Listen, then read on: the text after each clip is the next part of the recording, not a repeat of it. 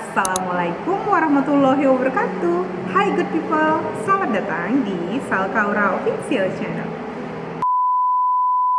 Nah, sebenarnya aku nggak terlalu tahu ya. Ini kan tempatnya lagi di cafe, jadi aku nggak tahu sebenarnya ini suaraku kedengeran jelas sama teman-teman atau enggak. Tapi aku buat backup buat ada suaranya deh. Nah, jadi di video kali ini sesuai dengan judulnya, aku akan memberikan tutorial. Sebelumnya disclaimer ya teman-teman, video ini aku buat karena sangat banyak yang menanyakan kepada aku, Kak, apa sih tipsnya biar banyak rezeki kayak gitu. Kok kakak enak banget hidupnya gitu kan, bisa pindah ke perusahaan ini, perusahaan itu, dapat gaji puluhan juta, terus umur 30 udah pensiun, udah kemana-mana, udah ke Dubai, udah kemana-mana, udah punya berbagai aset, terus dapat beasiswa bolak-balik gitu. Jadi karena banyak banget dari teman-teman yang nanya, jadi di video kali ini aku persembahkan buat teman-teman yang nanyain, Kak, apa sih tips dan triknya biar rezekinya banyak dari Allah atau dari Tuhan gitu. So, tanpa berlama-lama lagi, let's check it out. Nah, kita masuk ke tips yang pertama, yaitu tring. Yaps, apa yang kau tanam, itu yang kau tuai. What you do is what you get. Kayak gitu. Jadi, kayak gini teman-teman. Itu semua bergantung dari mindset. Pertama, ketika kita ingin rezeki itu mengalir kepada kita kan berdoa nih, Allah, kita pengen Tuhan Allah mengalirkan rezekinya kepada kita. Kita harus berpikiran positif dulu. Berpikiran yang pertama adalah berpikiran positif. Caranya dengan apa? Dengan selalu melakukan apa yang baik-baik. Apa yang kalian buat, itulah yang akan kalian tuai. Jadi kita selalu memikirkan bahwa ketika kita melakukan sesuatu, dipertimbangkan. We must consider everything what we have done. Jadi kalau kita mau melakukan sesuatu itu kita mikir dulu, ini baik nggak ya, ini buruk nggak ya gitu. Nah Kak, apa hubungannya kaitannya sama rezeki? Jadi kaitannya itu adalah seperti ini. Ketika kita melakukan hal-hal yang baik, percaya atau tidak dari orang yang sama, tapi kita akan mendapatkan dari orang yang berbeda. Sedikit cerita ya teman-teman. Jika Anda berbuat baik, maka percayalah Allah akan membalas kebaikan Anda dari tempat yang berbeda. Contoh, ketika kita memberikan sesuatu kepada seseorang, misalnya kita baru dapat rezeki nih, alhamdulillah, terus kita kasih sesuatu sama seseorang, sama orang susah, niatnya itu gini, ya Allah, terima kasih untuk rezeki yang telah Engkau berikan kepada hamba keluarkan sedikit, semoga ini bisa membantu untuk menolongnya, seperti itu kan. Nah, tapi itu kita ikhlas gitu. Artinya apa? Ketika kita membantu seperti itu, entah dari mana, percayalah, tanpa disangka-sangka sama sekali akan datang rezeki dari tempat lain. Contoh, sedikit pengalaman aku. Contoh ya, pengalaman simpel. Aku itu mungkin terlahirnya sebagai orang yang sanguinis. Jadi orang yang ceria, kayak gitu. Jadi mungkin ada orang yang tidak suka dengan aura aku yang terlalu energik, ada yang suka. Nah, tapi kebiasaan aku sama siapapun, aku selalu ramah. Nah, apa clue yang harus diambil? Hanya dengan ramah, dengan senyuman. Ketika itu aku dari pekerjaan pertama, pekerjaan kedua, aku memutuskan untuk mengambil pensiun dini. Teman-teman tahu, tanpa disangka-sangka, dulu aku tuh paling gak suka pegang HP. Jadi bisa 1 hari, 2 hari itu aku gak pegang HP sama sekali. Karena aku gak tipe yang suka megang HP, teman-teman. Dan tanpa aku disangka-sangka, baru 2 hari aku berhenti dari pekerjaan yang di bank. 2 hari, nggak sampai 2 hari, ini hari aku berhenti dari bank. Besoknya entah bagaimana, tiba-tiba HP aku itu kan memang aktif, tapi aku biarin. Entah kenapa aku pengen pegang HP. Dan di detik aku pegang HP, disitulah ada yang menawarkan aku pekerjaan dengan gaji yang lebih tinggi daripada di bank. Dan diminta untuk interview. Itu ditelepon jam 10 pagi, aku diminta untuk datang interview jam 4 sore. Terus aku bingung. Aku gak kenal bapak ini. Bapak yang luar biasa, baik banget. Tapi kenapa aku bisa dapat pekerjaan dari salah satu pejabat perusahaan lain yang merupakan rekanannya. Jadi aku gak kenal sama bapak ini. Oke. Bapak ini telepon, nawarin aku kerjaan. Bapak ini juga kepala cabang manajer di bank, orang terkenal di bank. Beliau nawarin aku kerjaan, padahal aku habis pensiun dari bank yang sama bapak ini. Bayangin. Kemudian bapak ini ternyata merekomendasikan aku ke perusahaan lain. Oke.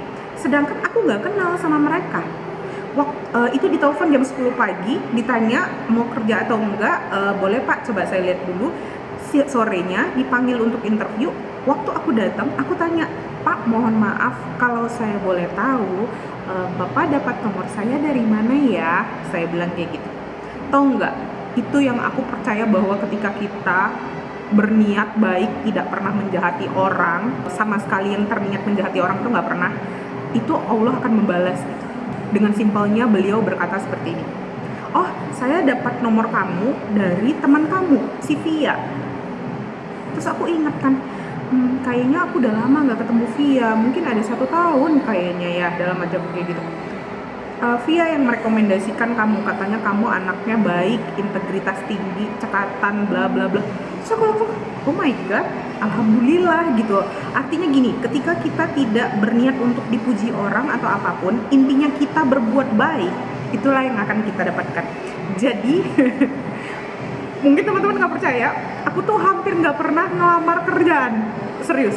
Jadi tiba-tiba ada yang manggil, suruh buat lamaran, baru aku masukin gitu. Jadi aku nggak pernah aku sendirian ngelamar kerjaan, itu nggak.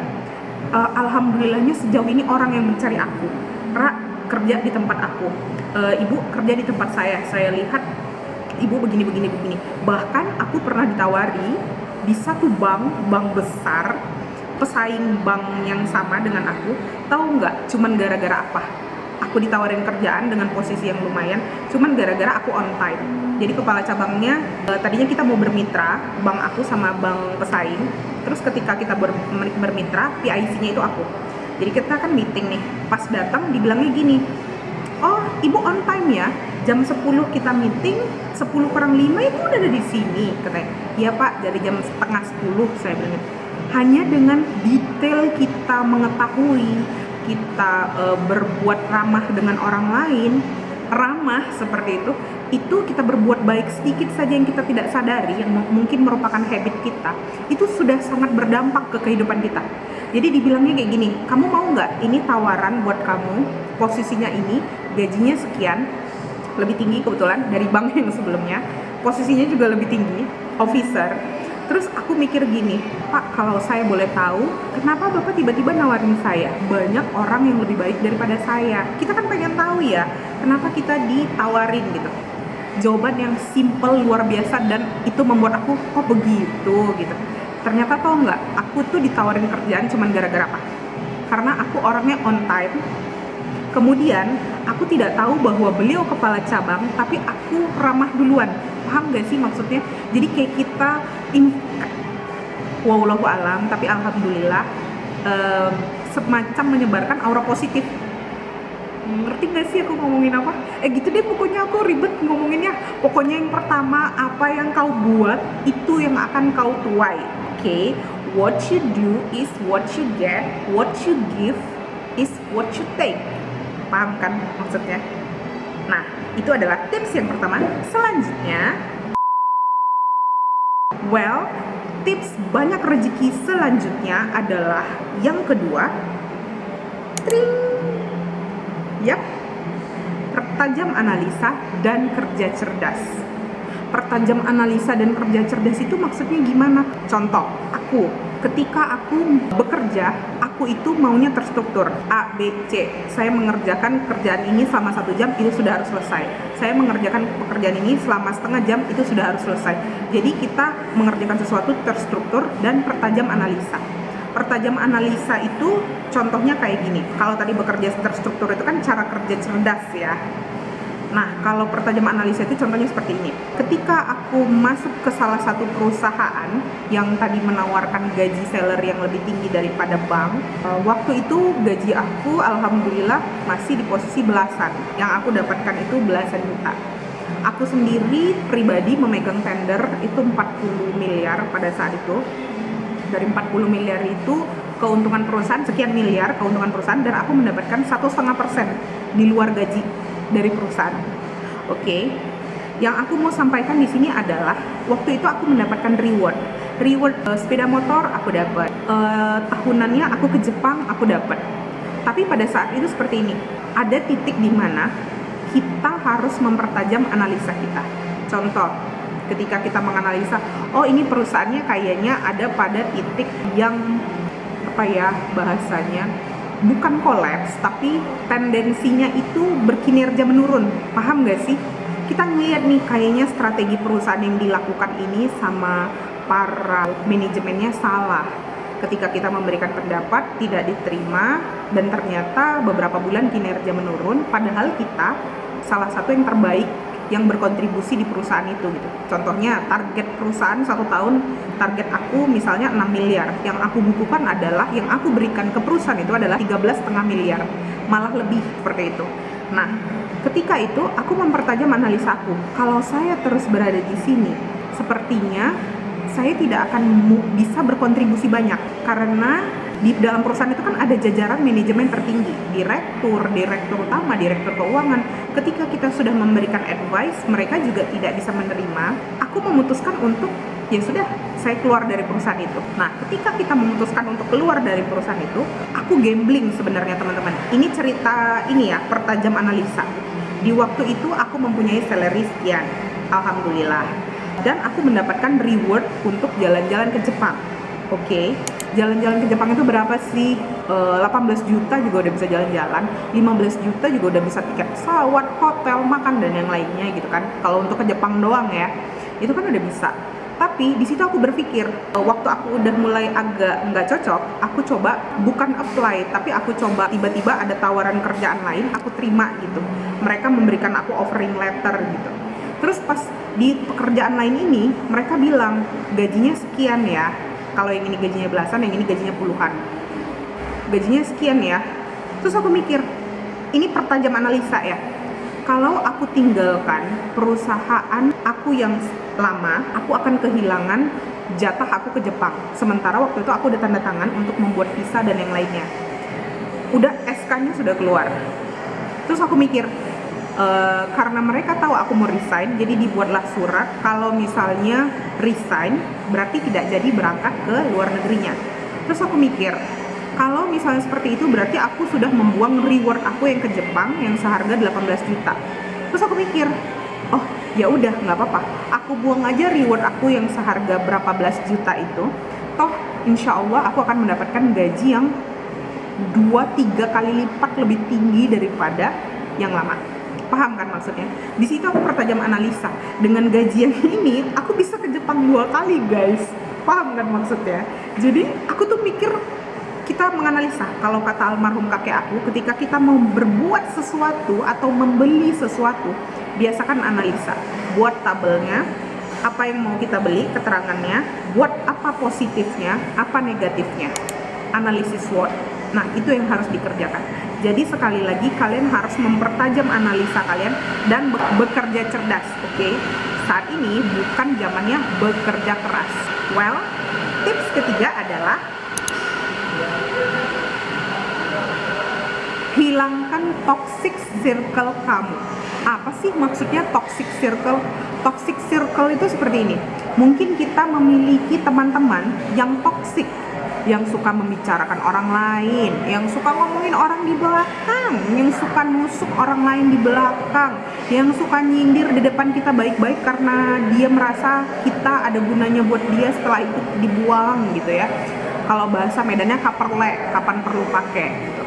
Nah, apakah hubungannya?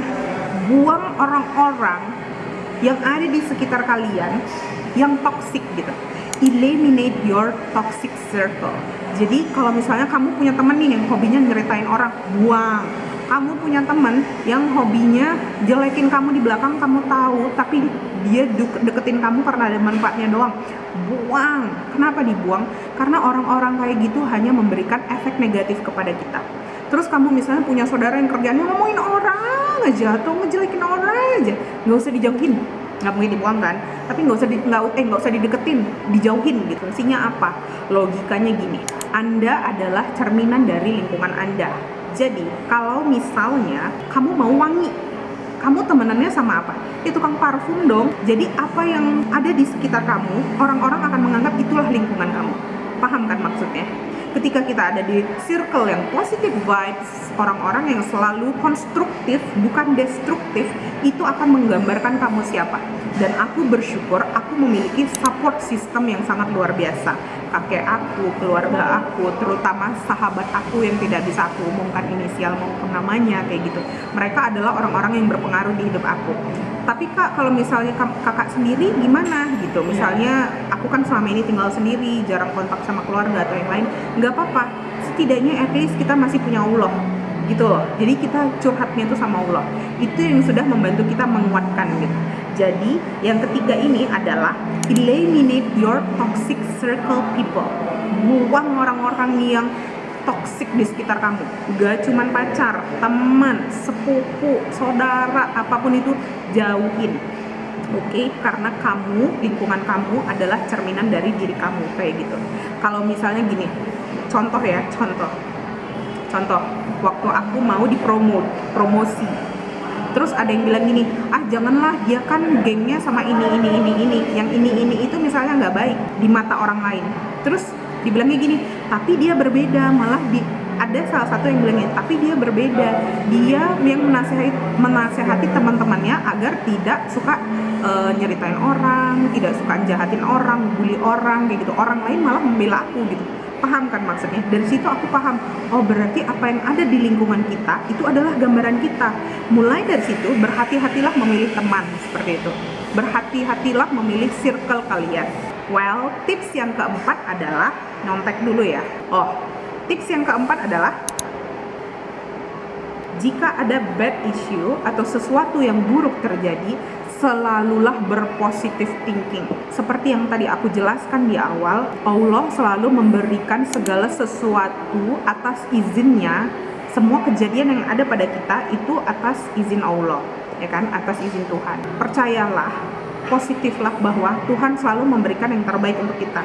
Jadi kalau misalnya teman-teman yang terjadi sesuatu yang buruk nih, misalnya ya, kayak misalnya aku entah kenapa sering banget ditipu orang. Mungkin yang lain bilang aku bodoh. Jadi aduh kasihan, saya nggak makan nggak ini, ya kasih transfer sekian juta. Bu Aura, saya lagi ini, saya lagi kesulitan, ya transfer sekian puluh juta gitu. Nah itu kan ternyata mereka hanya menipu gitu. Lari, udah habis terima uang dari aku iniin, ternyata lari, udah gitu, udah. Jujur kan sedih ya, itu uang hasil kerja keras kita, itu uang yang tidak ada satu biji sedikit pun kita ambil dari menjahati orang lain, tidak ada. Tapi di situ aku berpikir gini, aku berusaha berpositif thinking, seperti tips yang keempat tadi. Jika mereka dalam keadaan cukup, jika mereka dalam keadaan baik-baik saja, mereka tidak akan mungkin menjahatimu, mencurangimu, cheating on you, mengambil uangmu atau menipumu. Karena jika mereka melakukan seperti itu, berarti mereka butuh. Mereka menipu kita menggunakan azas kesedihan dan yang lainnya. Itu kan karena mereka butuh. Mungkin mereka kelilit hutang, mungkin mereka nggak bisa nyekolahin anak mereka, mungkin mereka, keluarga mereka dalam tidak kondisi baik-baik saja. Terus aku berpikir, aku banyak merenung, iya ya, harusnya aku berterima kasih sama mereka. Dibalik, cara berpikirnya dibalik. Ketika kita ditipu orang, harusnya kan kita kesel banget ya. Kalau nipunya cuma 100 ribu nggak apa-apa cuy, tapi kalau nipunya puluhan jutaan, gitu kan. Tapi balik lagi, aku tuh berusaha berpikir positif teman-teman. Jadi, mungkin dia lagi butuh, makanya dia seperti itu. Kalau dia nggak butuh, dia nggak akan seperti itu gitu. Dari situ, contoh nih, aku kasih contoh ya. Pertama kali aku ditipu sama temannya adik aku, anak SMP. Aku masih ingat namanya, aku ingat rumahnya, semuanya. Bapaknya katanya lagi sakit, masuk rumah sakit, dia butuh uang. Oke, transfer sekian juta, bukan dikit guys, 8 juta. Anak SMP loh tuh. Kira keluarganya lagi sakit kan. Ternyata anaknya lari, hilang sama sekali, nggak ada di rumah, bla bla bla. Orang tuanya udah ampun. Ternyata orang tuanya sakit tapi nggak separah itu gitu. Terus aku berpikir gini, ya Allah, mungkin dia butuh, dia juga nggak mau putus sekolah kabur gitu, dia janji mau ngangsur tapi tiba-tiba ngilang gitu, sedangkan kita tuh berniat baik gitu loh. Terus aku mikir gini, kalau dia nggak butuh, dia nggak mungkin bakalan nipuin aku, kakaknya adik aku gitu kan. teman sekolah adik aku. Terus aku mikir kayak gini, ya udahlah, insya Allah dia hanya menipu sekian, aku akan mendapatkan lebih dari Allah. Karena dia membutuhkan, aku juga membutuhkan, tapi mungkin dia lebih membutuhkan. Dan kalian tahu, 1 bulan kemudian dia cuma nipu sekian juta kan, aku dapat tambahin 2 digit nolnya.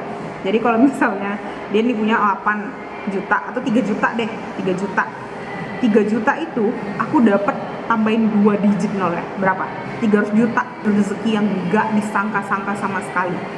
Nah, terus berikutnya juga kayak gitu, Bu Aura minta tolong, saya lagi ada kondisi masalah keuangan, saya gadain deh mobil Mercy saya sama Bu Aura, tapi tiba-tiba udah ngilang aja gitu, udah gak bayar, ditransfer puluhan juta, tinggal bilang, Pak gak apa-apa, Bapak butuh mobil untuk sekolah anak-anak Bapak, pakai aja mobilnya Pak, tapi nanti tolong dibantu cicil ya. Kita azasnya baik nih, azas dibilang kasihan juga, kita gak enak ngomongnya. Setelah itu udah hilang. Setelah itu aku mikir kayak gini, oh dia mintanya puluhan juta, yang aku bisa kasih cuma sekian. Terus aku mikir, oh dia lagi butuh. Kalau dia nggak butuh, dia nggak akan nipu aku kayak gitu, atau dia nggak akan lari. Dan teman-teman tahu, begitu aku berusaha menetralkan pikiran aku dengan segala sesuatu yang positif, yang aku percaya itu semua dari Allah, bulan berikutnya aku dapat digit yang nominalnya tambahin 2 biji, ratusan juta, dari arah yang tidak disangka-sangka. Itu bentuknya apa? Beasiswa aku dalam bentuk cash. Jadi intinya percayalah pada Allah Subhanahu wa Ta'ala. Tips yang terakhir dan yang paling penting adalah sedekah. Kenapa? Karena sedekah ini, 1, itu membantu orang lain, 2, itu menyucikan harta, 3, itu membuat teman-teman akan mendapatkan lebih banyak. Contoh seperti ini, kalau aku tuh tipenya logika ya, aku bukan tipe seperti perempuan pada umumnya yang menggunakan hati. Logikanya gini, kita punya banyak nih rezeki dari Allah, segini nih ini di atas nih ya, rezeki kita.